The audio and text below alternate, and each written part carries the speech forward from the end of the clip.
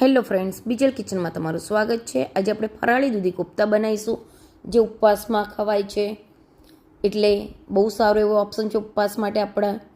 તો એને જરૂરથી એકવાર ટ્રાય કરજો। એના માટે આપણે ટામેટાને મિક્સરમાં ગ્રાઇન્ડ કરી દઈશું અને એની પ્યુરી બનાવી દઈશું। ત્યાર પછી આપણે દૂધીને છીણી લઈશું।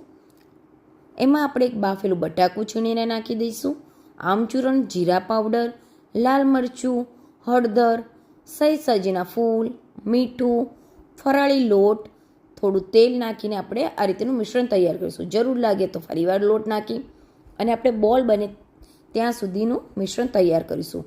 આ રીતેના બોલ બન્યા પછી એને ગરમ તેલમાં તળી દઈશું। બોલ ત્યાં સુધી તળવાના જ્યાં સુધી ગોલ્ડન બ્રાઉન થાય।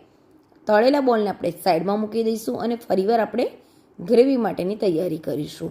તો આપણે એક બાઉલ લઈશું અને એ બાઉલમાં આપણે લાલ મરચું, જીરા પાવડર, હળદર, મીઠું, આમચૂર અને દહીં નાખીને મિશ્રણ તૈયાર કરી દઈશું।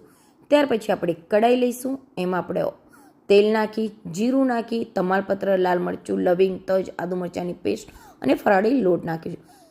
એ સંતળી ગયા પછી આપણે આ મિશ્રણ નાખી દઈશું। એને સાંતળ્યા પછી ટામેટાની પ્યુરી નાખી, એમાં આપણે તળેલા કાજુનો ભૂકો નાખી દઈશું। ત્યાર પછી થોડું પાણી નાખી અને ઢાંકીને રહેવા દઈશું તેલ છૂટું પડે ત્યાં સુધી।